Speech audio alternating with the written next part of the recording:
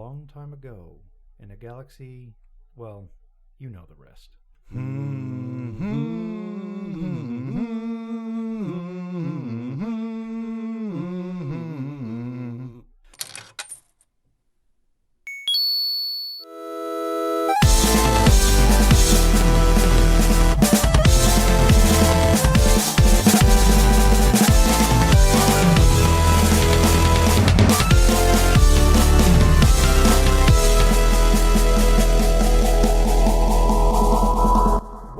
Episode 4, ladies and gentlemen. I am the master of the high ground, Redemus Maximus. Well, hello there. This is J. Lovecraft. There's always a bigger fish, which is me, your Star Queen. You triple the price and I might let you live, because I'm the Mad Doctor.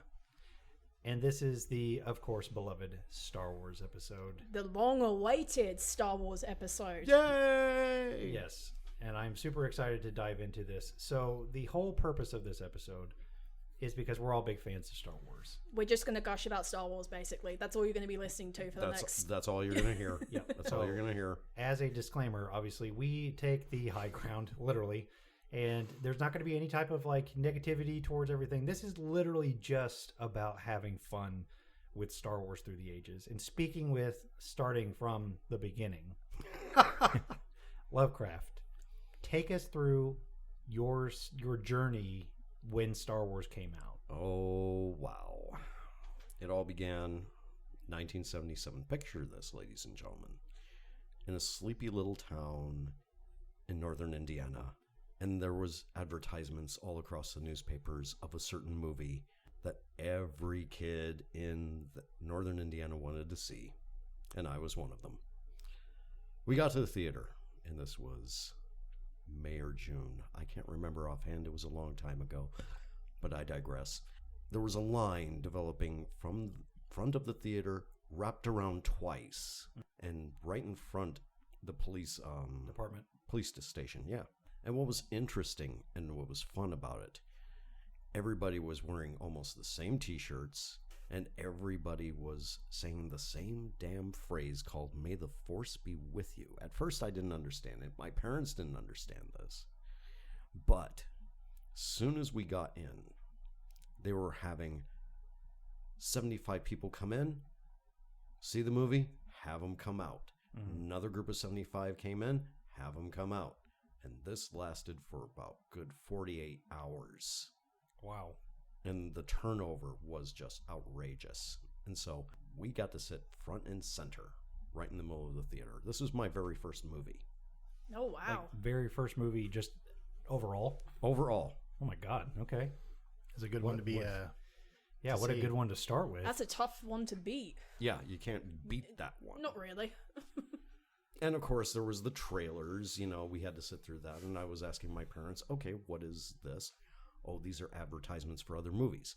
And I saw the very first advertisement for a certain other movie that changed science fiction forever. Was called Alien.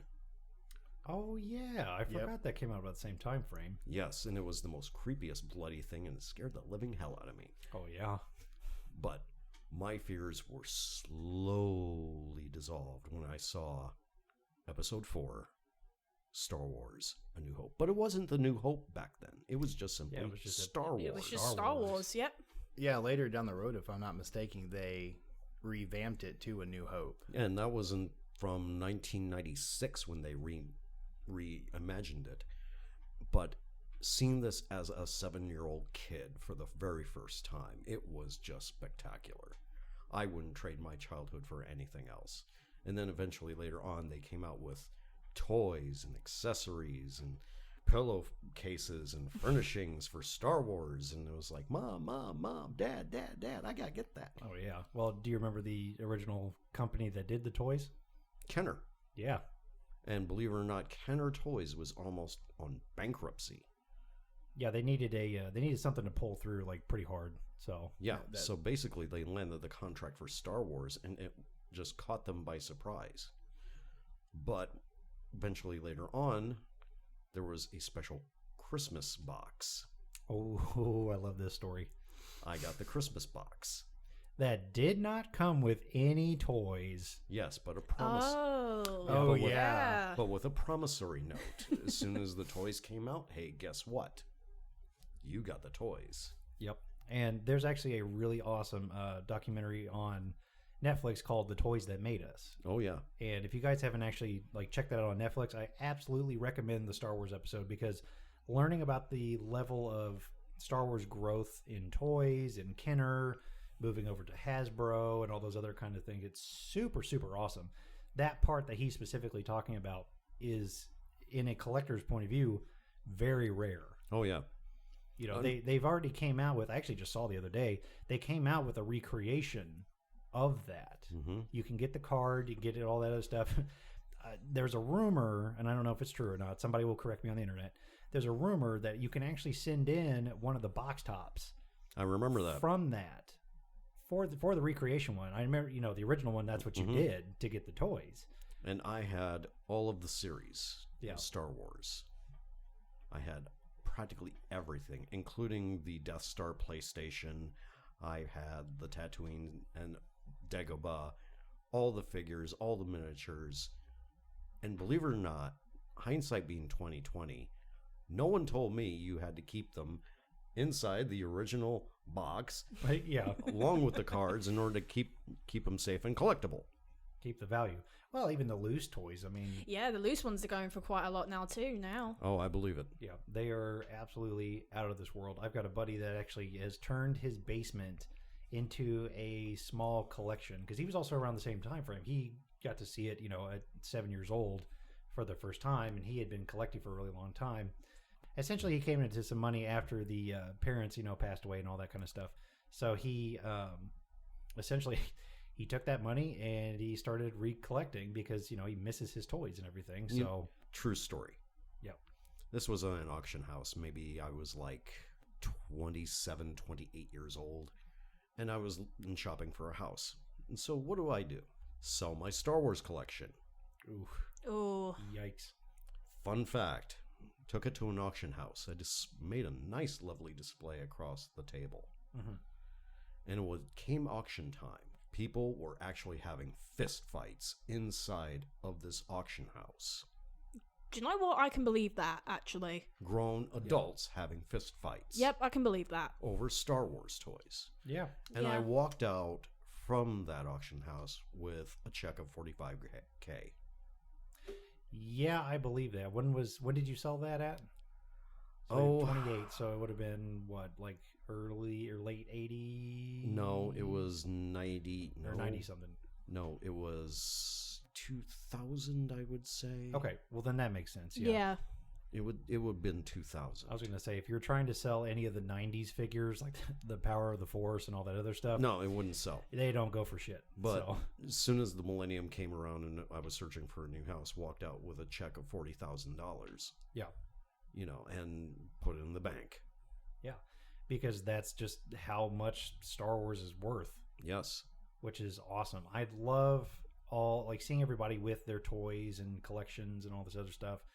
You know, obviously the biggest collector in the world is, George Lucas with Skywalker Ranch. Oh, of course. Yeah, I'm really, really hoping next year when we go over to Star Wars Celebration that we might get a little bit of a sneak peek of it. That would be awesome. Oh, that would be sweet. Yeah, I'm pretty stoked about that. So you went and saw the movie. Oh, yeah. What was your initial reaction when you came out? Wow. What did I just see? This was amazing. This was cool. This is spectacular. I want to know about the Force. Yeah, You know, and in being a 7-year-old kid, you don't have an idea of who God is. mm-hmm. But to be frank with you, it was the very first spiritual experience I have ever had. I can believe that too. Because no one actually gave me any spiritual upbringing or education until Star Wars. Papa Vader came forth with the Force, I guess. Yeah. But You find your lack of faith disturbing. I mean, yeah, that's Yeah. just, to be frank, that's incredible. I wish I could have at least went back in time and just had that first experience. it was like getting a shot of adrenaline right into the heart. And how many times did you see it? Yeah, yes. And I was like, can we go see Star Wars again as long as it's in Elkhart? Yeah. You know. Aw. That's a small theater, right? Oh, yeah. Yeah. Oh, yeah. I'm sure it was spiking. Because I remember seeing the documentary on it that, Lucas could only afford to put it in so many theaters Yeah. in the beginning. And the funny part was Northern Indiana was very fortunate that we had this viewing of Star Wars. I mean, the rumor mill back in the day had it. There was far west as East Chicago. And of course, there was South Bend, Mishawaka, Elkhart. Yep. All the way to Toledo, Ohio. And we were the only theater that actually had Star Wars at the time. Jeez. Wow. I did not know that. Yeah. So basically, Elkhart became the epicenter, if you will, for all things Star Wars. That's really awesome. Yeah. And growing up at that time, it was like, oh, Star Wars, really? Yeah. And it got bigger with Empire Strikes Back and the Return of the Jedi, And for all of us, it was like, okay, what are we expecting next? Yeah. I can't remember the box office numbers right off the top of my head, but I just remember that there were so many first sees of A New Hope moving towards, Empire and Return of the Jedi. Obviously, everybody had their favorite out of that one. Like I said before, the whole, I wish I could go back and have that experience of the first one. My dad also had the same experience too. He got to see it younger age too. And I remember he took me for my, moving forward to the 90s, he took me 1999 for my 9th birthday to go see Star Wars The Phantom Menace. Oh, wow. Yeah, episode 1. Obviously, everyone's freaking out because George Lucas is like, yeah, time to make the prequels. Because nobody was expecting it. Everybody, he literally was like, nah, I'm done after, 4, 5, and 6, and that was it. That was his story. But then he's like, hey, guess what, fuckers? I'm here. I ain't done yet. Yeah. Well, I ain't look done at the yet. first movie. He went to 6 or 7 different studios, and they're like, no, we don't want it. And then he just found one, and they said, all right, we'll humor you. And then boom, it turned out, and they're like, okay, yeah. Yeah, which is super, like I said, super exciting. But I remember, and I'm sure the doc can relate to this too, just like sitting in, how old are you? Because I was 9. I'll be 30 on the 20th of this month. Yeah, so, and I'm already 30. So you're like, 8 basically when you were watching it, 9 for me. Well, no, I was 9 because I didn't go see it when it came out. I knew nothing of Star Wars until a year later. Okay, gotcha. Yeah. Yep, that makes sense. Okay, yeah. So I remember sitting in there for the first time, a 9-year-old and all this other stuff. I had mentioned back in my day that, I watched 4, 5, and 6 with my grandpa.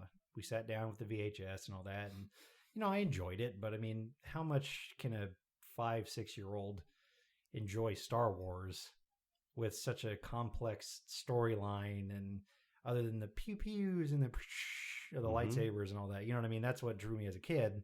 But then when Star Wars came back, that was my movie. That was my experience for the first time. And then not only that, we got this great story, learned about Qui-Gon Jinn, Obi-Wan Kenobi, and all that. And it answered a lot of questions from the previous sequels. Well, yeah, because Obi-Wan talking to Luke about, you were in the Clone Wars and all this stuff, and before the dark times. Before the Empire. Yeah. And let's not remember 2 things from this. The only movie where Liam Neeson dies. Yeah. And I can't believe I'm mentioning this, but the introduction of midichlorians. Yeah, we have midichlorians. I mean, the concept of midichlorians is not a bad thing. I think it's interesting. They're trying to give it I want to say a scientific point of view. Yeah. Scientific basis. Yeah, scientific basis. But the fact of the matter was, too, is, we saw lightsabers and all that other stuff. But when they're trying to escape Naboo, or I'm sorry, they were coming back to Naboo, and they were trying to get the people off the planet. Yep. To go take down the Trade Federation. Yep.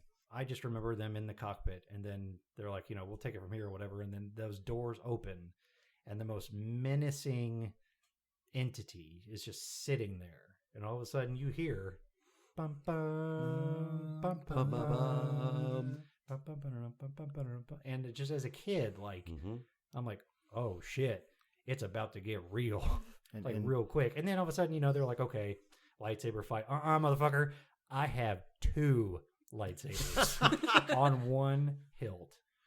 Well, and you knew it was going to be something epic because Maul literally reaches out. Like Qui-Gon and Obi each ignite their sabers. They're like, and they start it, and they each had kind of standing there. And Maul's like, "That's all you got? Yeah. Watch this. You have to. That's 2 apiece. I got 2 to myself." Yeah. We saw the appearance of the Sith. Yep. And the by the way, so many of us call it a double-sided lightsaber. Yep. Or a dual lightsaber. Yeah. It is actually considered a saber staff. Yeah. It's a saber staff. Yep. Really? Yes, because it forms out of a bow staff, or the martial arts weapon, a bow staff, the walking stick of most of your martial arts kung fu masters. Oh, okay. And if you look at it, that's what it was representative as, a bow staff. So that's why it's called a saber staff. Yep. Okay. And then you have like the quarter saber staffs, which Yep. are like the pikes. Yep. What about the buck and a quarter?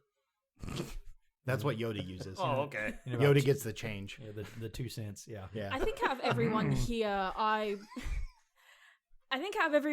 I probably had the weirdest introduction to Star Wars that was so jank and out of order that I've never actually told this story before. So I never actually went to the movies to see a Star Wars movie proper at the very least. So I never saw Phantom Menace when it came out because I was like, the only movie that came out when I was a kid was Revenge of the Sith, which I was way too young to watch at the time. So instead, my first introduction was when my cousin got the first Lego Star Wars game for the PS2. Wow. Which was the Revenge of the Oh, Sith wow. one. Which Yeah. was the Yeah, I which was the remember that. prequel one, yeah. And through that, like I basically experienced the whole movie without any talking, without really knowing like who these characters were, what significance they had, anything like that. So basically, I learned about Star Wars through that game, and I still got the story when I ended up watching the movie years later, which was when it was actually re-released into theaters in 3D. Which was my first Star Wars movie. Oh, wait a minute. So you were introduced to the Phantom Menace, the one that was supposed to be of many George Lucas 3D adaptations. Correct. That was my wow. first Star Wars movie proper. I will say, like, I'd caught, like, hints of Return of the Jedi and stuff like that in the UK at Christmas, because for some reason they always play Return of the Jedi at Christmas in the UK. None of the other movies, just Return of the Jedi. But that was... Because the Christmas special does not exist. No, it doesn't. We don't talk about that here. Yeah. Well, we could. Well, we could, We actually, could, yeah. you Carrie know, Fisher would, for sure. Well, definitely. As she gave everybody the middle finger. well, either way, that was my first introduction to Star Wars. It was watching the Phantom Menace in 3D, and then after that, I believe it was on like a Thursday. I don't know why I remember that detail, but I remember I was out of school because my mom, I was bullied really badly in school, so like there were days where I'm like, I don't want to go to school. Mom was like, I ain't gonna stop you. So she instead was like, well, do you want to go to the movies instead? Oh no, it was a Wednesday, because that was half price off day. And there was a movie that is maligned by the fandom now, and that was the original Clone Wars movie. That was my second Star Wars The Attack of the Clones. No. No. The animated Clone Wars movie. Oh. That was supposed to one. start the show. Yeah. That was supposed to be a 3-episode pilot that George Lucas said, yeah, can you make that a movie? Is that the one where it's Anakin and Obi-Wan go to get Jabba the Hutt's son back, Yes, I think? yes, it is. And we were introduced to Ahsoka for the Yep. first time, and Rex, and God, that movie does not age well. So that was my first, I don't want to say Star Wars proper movie because that was Phantom Menace 3D, but that was my first like real big introduction to Star Wars. And after that, even stranger, because the show didn't start for like another 2 years, I didn't think. Right. And when I was in, this is the UK equivalent of like Barnes & Noble, basically. It was called Waterstones. Yeah. Right. I think they're actually owned by Barnes & Noble now. But I stumbled upon the sci-fi section, and I actually found all of the Legends books. And here I was thinking, I was like 13 at the time. I was like, wait, I thought these were movies. So, and I didn't recognize some of the characters on the cover. Like, now this was back, you know, when like the Yuuzhan Vaughn thing was going on, like Jason Yeah. Solo, like stuff like that. So I didn't know who these people on the cover were. But there was one title that stood out to me, and I saved up my money, my pocket money, to get, and birthday money, and that was Luke Skywalker and the Shadows of Mindor. And that book got me through a really dark time in my life. And it was a really good message for that too. So, for those that know me, please don't shoot me. I actually don't know of that book. You don't know that book? No, I don't. Okay. Breaking news. This is the only time we're going to chalk one up. Yeah, go ahead and get the chalkboard, put one, and then, add the thousands of other ones that, Just put one and then put dash never again. Yes, breaking news across 8 bits and dice rolls. Well, there was a quote in that book that really stuck with me, and I tried to get as my senior year quote, but because of shenanigans, it just didn't end up happening. I just didn't get a quote. Right. And that quote was, and it was by Luke himself, because I knew who Luke Skywalker was, at the very least. The second Lego Star Wars game had come out at that point, which I also played, which is also how I experienced the original trilogy too. Yeah. And that was, none of the stories people tell about me can change who I really am. Because the whole point of the book was, it was him and this filmmaker, they were sitting in his office. The Galactic Civil War was, still kind of going on, but it was winding down. This was after Return of the Jedi, so I was just, picking off, dudes, basically. Yeah. But this was before the Thrawn trilogy happened as well, so it's kind of a weird, wishy-washy kind of time. Heir to the Empire stuff. Yeah. So, they were sitting in his office, and this film director was like, I want to make a movie about you on an adventure for everyone to see in the galaxy. So this whole book was about Luke, talking to this filmmaker, and the filmmaker was like, I want to make a story about you, not a biography, just a story, an inspiring thing for the masses, since the rebellion was kind of winning at this point. So Right, yeah. Luke tells him this story about how he and the rebellion went to this dying planet where the Imperials were stationed. They had this huge battle, and he had to fight this Sith Lord who, I forget his name, but he had a really cool name, I remember that. But he actually ended up possessing Luke, kind of, by putting him in a tomb where, a little bit of body horror happened, because he had these, crystals of the dark side that he pierced into Luke's skin, and through that, it was trying to tempt Luke over, but it wasn't quite working. So he was conflicted the whole time about, are these really my thoughts? Is this really going on? Because he didn't remember anything.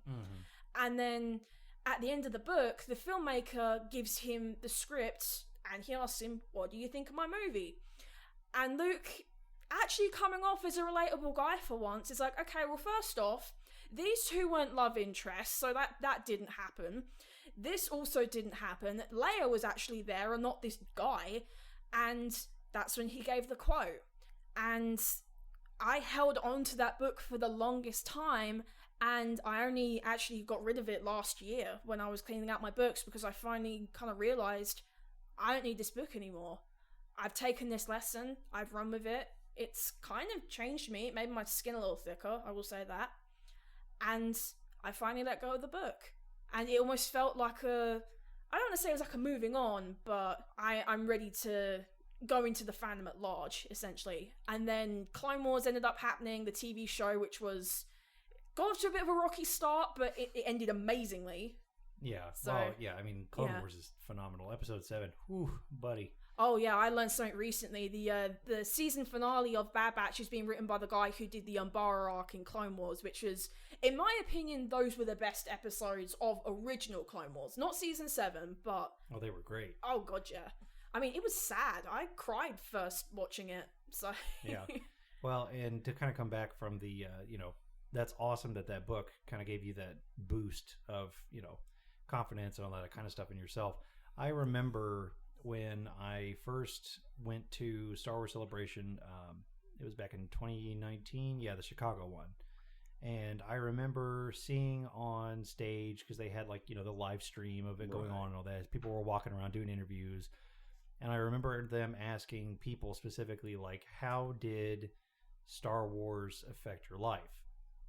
And a lot of the people actually really got choked up because they had stories like that. And that's why I think Star Wars is so important to keep alive, to keep talking about. Because, the fandom doesn't exactly get the best of rap.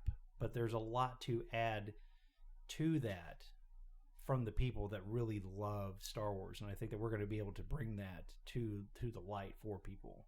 You see, the funny part is we as a modern civilization do not have a modern mythology. We don't. Mm-hmm. We have comic books, yes. We have professional wrestling, yes. But we don't have anything that is concrete, of something that is tangible, that has been real, that has been haunting the human race for tens of thousands of years. When George Lucas wrote Star Wars, he consulted who else? Joseph Campbell. When Joseph Campbell wrote Hero of a Thousand Faces, I think I mentioned the book before, George Lucas consulted Campbell hundreds of times, considering a new concrete mythology, which has been for the past how many years now? Was now a 50 plus now at this point. And I hope it exists for another 50 more, because there's a lot in Star Wars to unpack, regardless of whatever episode or whatever show or whatever. There's moral, concrete values being portrayed in it.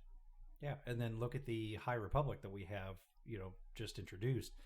There's so much from that. The stories can go anywhere. Now we've introduced like Marchion Ro and the Tempests and the Storm and all this other stuff. Like, we have the other sides of the galaxy. It's not just the Skywalker story. Yeah. We have so much that we could just do and go and experience, that Star Wars it's not going anywhere. Easy, No. We're going to get another 50. Oh, yeah. I mean, let's take a look at Disney, for instance, okay?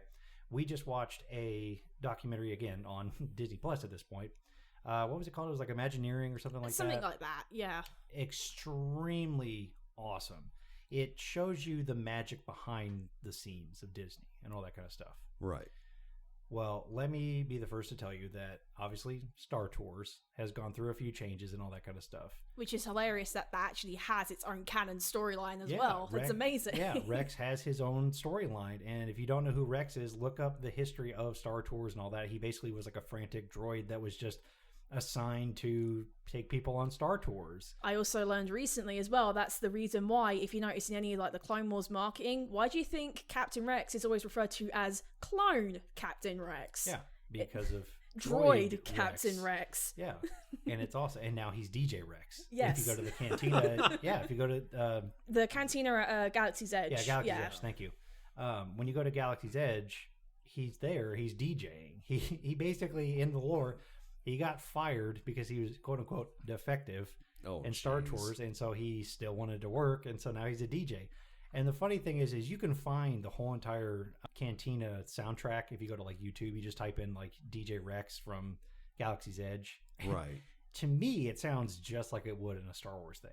But the lore is that he's obviously awful at DJing too. It's just like tings and beeps and like all this other crap for his music and stuff. If you're a electronic music lover, you'll probably love it. But right. It's funny, those kind of stories. Now, back to the whole Imagineering thing. I recommend watching it. I don't want to spoil the magic for you if you have not been there for. Like, if you've not been to the Millennium Falcon or you've not been to Rise of the Resistance rides and all that other stuff. But George pulled, like, Star Tours and stuff because he went second day of Disney opening. And so that's why I truly think that, when he signed it over to Disney and all that, like, he made the decision because he loves Disney. Absolutely loves it. Yeah, I think that, he could have got more money. But hey, he's sitting on royalties for the rest of his life. He probably doesn't care. Now, look at what's coming down is they're calling him back because of the genius that is George Lucas. And now we've got Jon Favreau. We've got Dave Filoni. Well, I don't want to credit it all to Lucas because I feel like that's giving a lot of people who were in the fandom originally a disservice. It's people like Jon Favreau, Dave Filoni, Robert Rodriguez, people who grew up loving Star Wars. Oh yeah, no, they've added to it, but obviously he's the maker. To borrow the phrase, the Lovecraft game. Yeah, you get the story, you add on to it, and you pass it on. Yeah. And that has always been the mainstay of Star Wars. I mean, canon or non-canon. Yeah, absolutely. So, unlike you guys, I didn't get introduced to Star Wars by the movies or by video games. Kind of like you, Star Queen, I got introduced to them by a book. And as my co-host will tell you, my love for Boba Fett is infinite. Astronomical. Yes, there is nothing I do not. Immeasurable.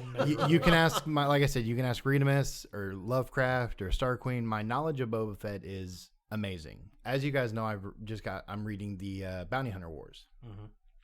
That was actually my first interaction with anything Star Wars. Was the Mandalorian? It was called Star Wars. It was at my local library. Mm-hmm. I said, I'm looking for something to read. And they said, what do you like? I said, I like science. I like fantasy. I like sci-fi. And she's like, come with me. Here you go. And she pointed at a row of just Star Wars books. The book you were talking about was in there. And I have to agree, it was phenomenal. It was one of the better books out of the Legends canon. Absolutely. 100% will back that. Obviously, we had some questionable stories, but other than that, I mean, the books were really good. They're still good. Oh, yeah, absolutely. But I reached up and I seen this helmet, this Beskar helmet, if you will, on this front cover with this lizard thing on the front, who we all now know as Bosk. And I reached up and grabbed it. I said, this looks cool. And it was, and I quote, Star Wars, The Bounty Hunter Wars, The Mandalorian Armor, Book 1. Oh, wow. It is without a doubt the single greatest thing that I've ever experienced. The ups, the downs, the lefts, the rights, the quick turns, the little idiosyncrasies of Boba Fett and Bosk and Dengar and all them working together. Like Star Queen, I grew up being made fun of. I was, a bigger guy. I'm a big guy now. Back in middle school, I wasn't the most popular. The book helped me get over that by realizing that the only one you can really trust in life is yourself. Just like Boba Fett, he only trusts himself. He will use everybody around him to figure out what he needs and then go away. But then I realized that that's really no way to live your life. That's cold. No, that's and the very No.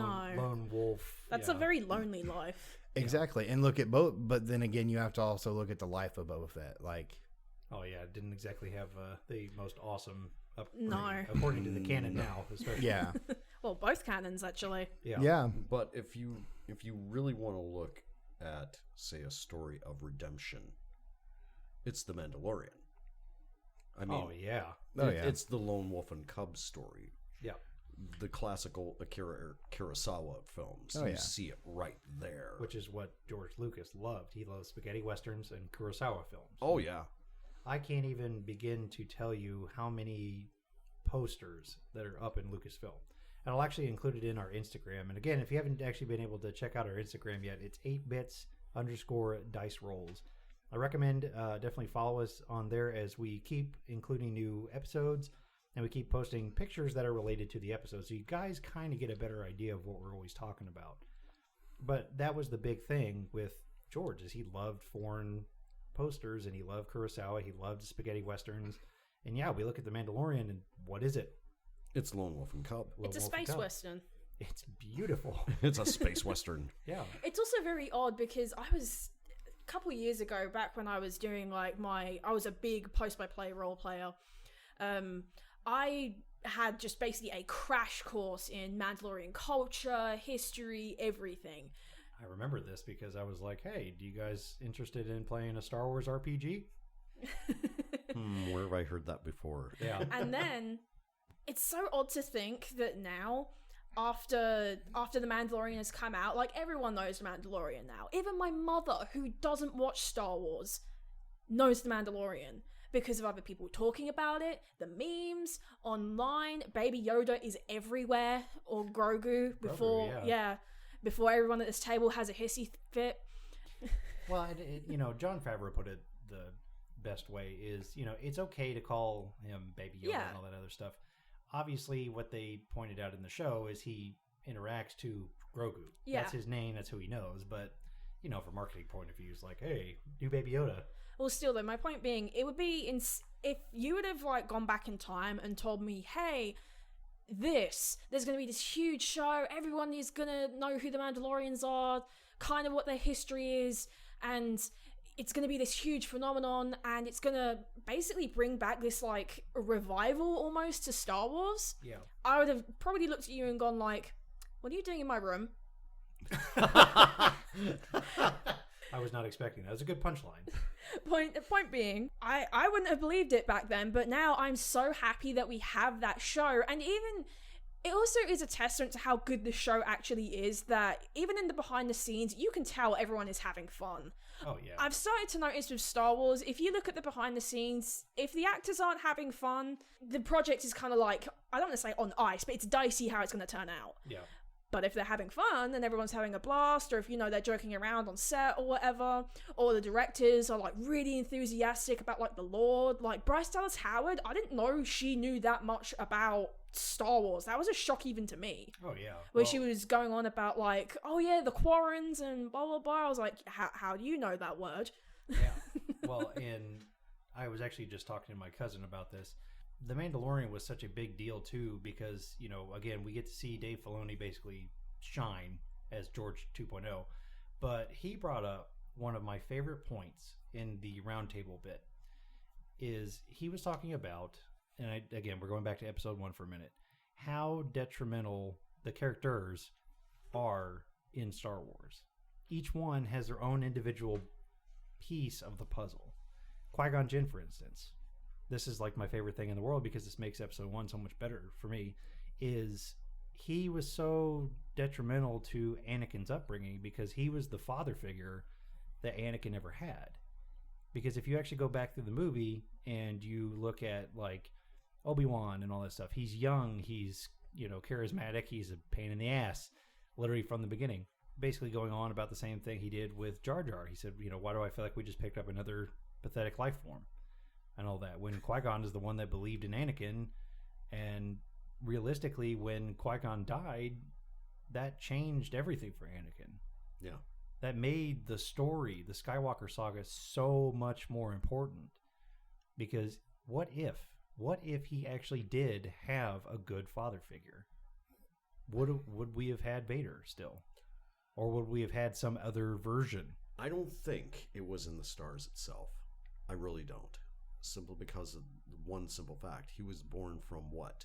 Manipulated midi-chlorians. Correct. Yep. Which, again, spoiler, it's Palpatine is his daddy. That comic's been out for like over a year now. I That's don't think true. that's a spoiler. And let's be honest here. That's not the greatest father figure. Ever. No. I mean, we could go into the fact that, he apparently just has his seed everywhere in the galaxy. You. Well, I was going to suggest as well, we all know what would happen if the Clone Wars would have turned out like hunky-dory, and if they found Palpatine and Anakin, was a father to his kids. He'd be going off on missions and dumping Luke and Leia on Rex. Like, Probably. that man would have drafted that poor captain as his babysitter. Probably. All the time. All the time. I'm sure the fandom would agree with that for sure. So let's move forward to, let's talk about real quick each one of our individual favorite bits of Star Wars. So let's start with Doc and we'll go around. You all know mine. The weaponry, the vehicles, the armaments, everything like that within Star Wars is probably the greatest thing I've ever seen. The Z6 rotary blaster cannon being the greatest, singlest piece of technology in the Star Wars hit. Is that your number 1 pick? Absolutely. What's your number 2? Yes. So if I had to pick a number 2, I mean, the guilds within the world, the Bounty Hunters Guild, the and I guess it's not really a guild, but the Jedi Temple. There's all these different cultures within Star Wars that makes it a whole. Yeah. And through those cultures, we learn about some of our main heroes. Qui-Gon, Obi-Wan, Anakin, Boba Fett, Jango Fett, and of course the clones, Rex, Cody. Well, I want them to bring Cody to Legion. I would absolutely love that. We are getting the Magna Guard, which is cool. Like if you're a CIS player, oh my god, this year is your time to Crab shine. droids as well. Yeah, we get the dwarf spider droids. That's awesome. The Star Wars Legion game. Oh my god, we could go in for hours about that too. And hours and hours and hours. It's a wonderful game. If you guys actually want to know more about the games, and I think actually we will dive more into them, but we specifically play like X-Wing and Legion. And of course, Star Wars role-playing. Star Wars role-playing, yes. That one constantly gets brought up because there's so much added to it. I mean, especially like for my story, talking about the Order 66. You guys lived it. Mm-hmm. And we're trying to survive it. I died during it. Yes, well, the first character died, yes. Yeah. Star Queen, what about you? Well, Mine is a tie for number one. It's well, maybe not a tie anymore. I want to say, like, the clones and just the moral, the ethics, the actual clone culture, the characters, that's probably my number one for me. Because, and I will chalk this up to Dave Filoni as well, how, when you can take a person with the same face but give them all different personalities, and you can sit back and name each one, that takes a lot. That's a lot for a storyteller to do. And plus, in the movies, the clones, other than Cody, were all nameless. We didn't know who they were. They were just the proto stormtroopers, which was cool at the time. But come Revenge of the Sith, we're like, okay, we know these guys. We know who they are. Well, not really, not until the Clone Wars, when you realized, oh yeah, they do have feelings. These guys aren't stormtroopers. Their aim doesn't suck. They have feelings. They were all family to each other. And now with Bad Batch, they're taking that even further to show how they're coping, or not, with the aftermath of basically being decommissioned now. Yeah, and, being the programming from the chip is Yes. to serve the Republic. Now the Republic is disappearing. Now we no longer get clone troopers, we get TK numbers. And also, when Order 66, it was fulfilled, so all the Jedi are gone, As far as they know. As far as they know, of course. Well, they completed their mission as far as they're aware. But nowhere in their programming did it say, oh yeah, and you need to subdue these civilians because they're being disloyal. That wasn't anywhere in the contract. They're there to protect the people. They're there to serve the Republic, which, doesn't exist anymore. But still, now we have those questions being raised. I think when Order 66 hit, the whole the biggest line in the show at that time was "Good soldiers follow orders." Yep. So to go back what you were saying, Star Queen, at that time, well, honestly, depressing and keeping the civilians back and in check. Good soldiers follow orders. Well, I also find it hilarious as well, and kind of sad, that what was the person who Palpatine feared the most? Was it a Jedi? No. Was it a general? No. Was it someone on the CIS? No. Was it one of his apprentices? No. It was a clone who he feared the most because he knew the truth and had to act fast. I have to reiterate with the good doctor here. Good soldiers do follow orders, but great soldiers follow their conscience. Yep. And the frightening part was and is, after the Clone Wars and the dispensement of the Republic in replacing with the Empire, the conscience of the entire galaxy was shut away. You follow the Emperor, you follow his direction, you follow the Sith Lord. That's it. Well, and what made it even scarier, too, especially with the part one of part two ending for season one, essentially for Bad Batch, is, through the whole entire series, you do see the dehumanization of the clones, because less and less of them are taking their helmets off and becoming personalities and all this other stuff. And one of the things that, they brought up was clones can be replaced because there's millions of people in the galaxy that are loyal to the Empire. Yeah. Why do we need clones when we could just have cannon fodder, essentially? It was best said in Bad Batch. We were made to be expendable. Yeah, I mean, that was a pretty bone-chilling touch. Yeah. And I think you had a funny part, Star Queen, you were going to tell Lovecraft about.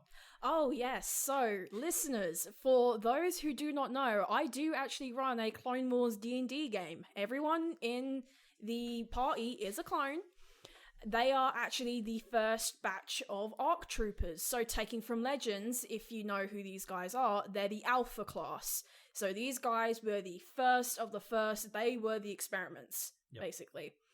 So, Lovecraft, unfortunately, last session couldn't make it. So, we're going to fill you in on what happened. Okay.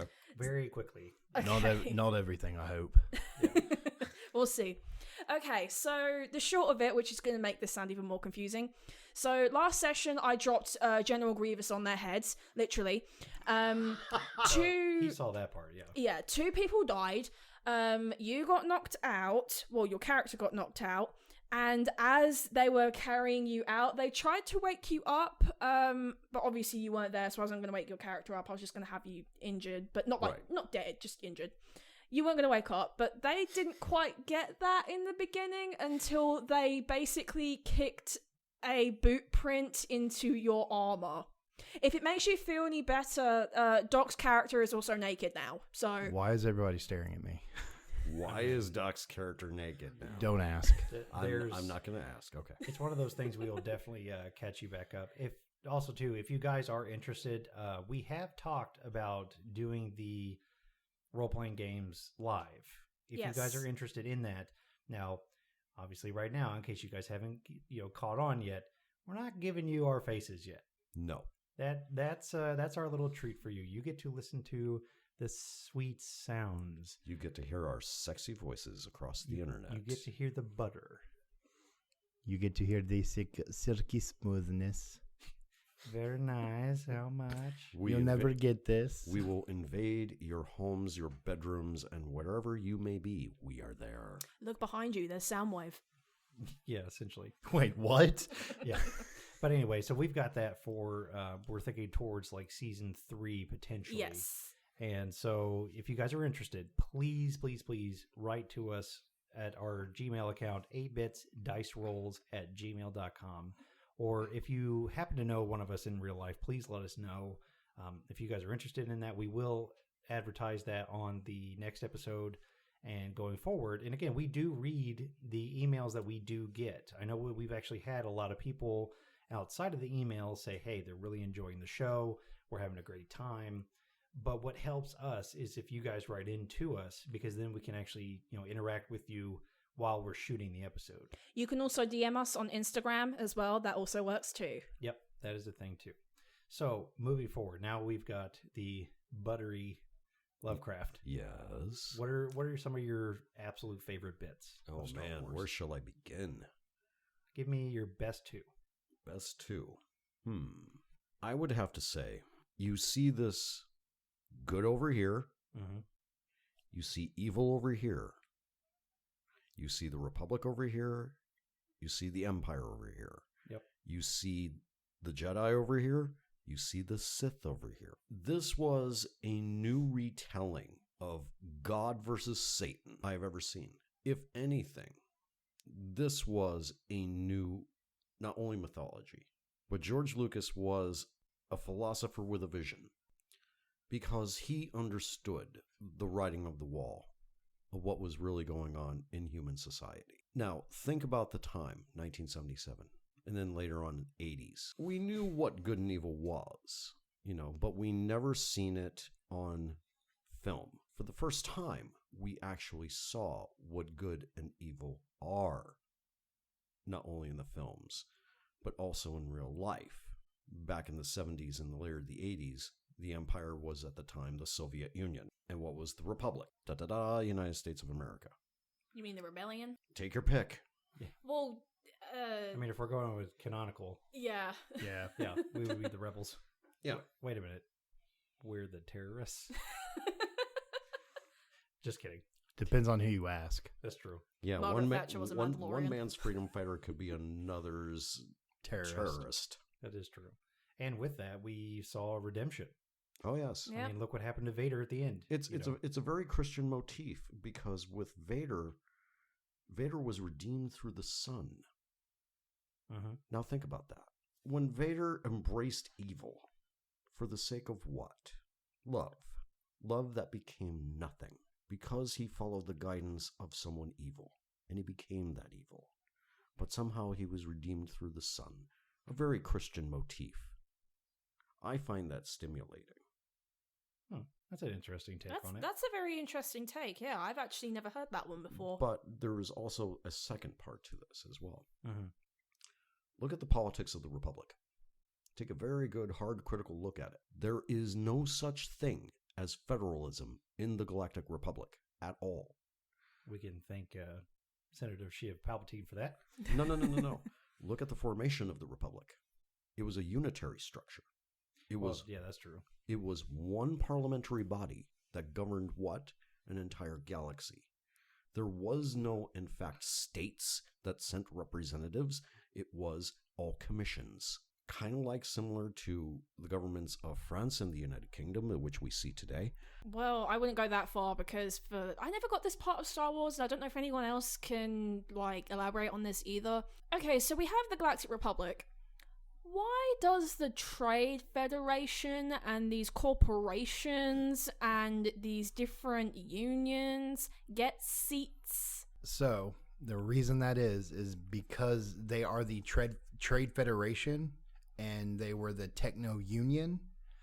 The Banking Guild. The banking guilds, yeah. The banking clan, yeah. They were planetary bodies that were named the Techno Union, the Trade Federation. Yeah, they didn't become the CIS until the Galactic War. Until they all agreed, hey, this sucks, let's secede. Confederacy of Independent Systems. Yep. The very first concept of a somewhat federal system. Mm-hmm. But nothing that says a federal state should have equal powers between a central government and states, or in this case, planetary nations. You don't see that in Star Wars. And yet they still called it a democracy. I love democracy. Because once you take out the head of the snake, the Senate itself, guess what happens? Tyranny will grow. And we have seen that in Star Wars itself. What if for 2 cents? What if it were to happen in real life? Oh, wait. It almost did. Yeah, which makes Star Wars a little scarier. Well, it also makes the Mandalorians that much cooler because when the Empire was going on their, galaxy steamrolling spiel, they were the rock in the middle of the road that refused to move in both canons. That's true. Not to be mean, because I love the Mandalorians, but they were the rock that didn't get moved. But how many of them were there? Well, I mean, at the end, not a lot, considering, Gideon glassed Mandalore. Well, the moon of Mandalore, I guess. Well, and let's not forget that Uzan Vong took out 1.5 million of them during the war. We know that, but, again, unfortunately, that's not canon. Well, even in Legends, though, they were still the only ones that scored a victory against the Yuuzhan Vong. Why? Because the Yuuzhan Vong didn't realize that the Mandalorians don't actually care that much about Mandalore. They Right. care more about their culture and their people as opposed to, not even their people, more like an ideology than Well, anything. Yeah, because Mandalorian is just an idea. It's an ideology. It is a religion. Well, Well, I wouldn't go So- that far. so Mandalore is an idea. Anyone can become a Mandalorian. True. As long as you follow the guidelines that they want. Now, the reason it becomes a weird religious cult thing is there was a set of the Mandalorians, which is what Din came from. Right. He was rescued. He was a foundling. That basically said, this is the way. This is the way we do things. This is the way it's going to go. Hence, this is the way. Much like Catholics and Orthodox. Yeah, pretty much. But then once he, got out of that whole scenario with the armor and all the other stuff, he learned that, there is more. To life than what is beyond his armor. Correct. Well, the problem was with Mandalorians as well, and this has always been their way with their leaders, is in old canon, they had basically a huge ceremony where everyone who wanted the title of Mandalore would fight each other. Whoever's the last one standing, won. Problem was, this is also in new canon, same deal. People can't decide among the infighting who is the strongest. Why? Because they're all equals. Bo-Katan was equal to Gar Saxon, who was equal to Darth Maul. Everyone wasn't equal. The only person thus far who has proved that he is above them is Din. That's it. And the only reason why is because he doesn't want that power either. So he's probably their best ruler. We've heard what we like about the Star Wars universe, Remus. Your turn. What are your top 2 favorite things within the Star Wars universe? Well, so first off, when you think of Star Wars, what's the first thing that comes to mind? Hope. Exactly. Essentially, you get that sense of superheroism. You get the feeling of the strife of good and evil and all that other stuff. It's what makes it awesome. Now, what adds to the hope is a beautiful music score. Oh, That's true. Love the score. Every single, name one bad John Williams song. I can't. Exactly. No. I can't even do it even outside of Star Wars. No. And, looking at Even Valley of the Dolls. Oh, yeah. Great songs. Looking at, for instance, let's go back to Luke Skywalker. Look at when he was looking at the Binary Sons. He was getting denied going to Tashi Station. He was getting denied, going to the academy because he had to work with Uncle Owen. And that's what blew that up from that point. Is there something else? Is there somewhere else he could go? The sense of longing. The sense of longing. And that's what gives me chills every time I watch that scene over and over and over again, is hearing that Binary Sunset song and seeing is there something else out there? And then knowing, yeah, my dude, yeah, there is more out there. It's calling for you. Go for it. Yeah. It's literally that you will be more important than you ever thought you were. Yeah. And so to essentially say thank you so much, everybody, for listening into this episode, especially because we're running low on time here. I hope that you guys were able to enjoy a lot of the different talking points that we have. Star Wars is so massive. Obviously, this probably isn't going to be the only episode that we actually talk about Star Wars. Oh, God, no. No. There is so much lore and story and history and things that we can go into. But we'll have to say that for another time. If there's actually anything that you guys are interested within Star Wars you want to talk about, again, please send us an email or DM us on our Instagram. I'm going to post some awesome pictures on there. I'm going to show everybody at the table one of the comics that I was able to get. It's a 50th anniversary Lucasfilm of Star Tours. Oh, awesome. And it shows C-3PO and R2-D2 and Rex on it, and I had to have it. As soon as I saw it, it's a rare variant, and I'll include the pictures on there. I hope that you guys actually enjoyed that. But I wanted to say again, thank you so much, everybody, for listening to this episode. Next time, I want to go ahead and put out a warning that the next episode is going to be very serious. There are things that we don't discuss typically in the nerddom world that we feel that, could be educational and that we want to include people in.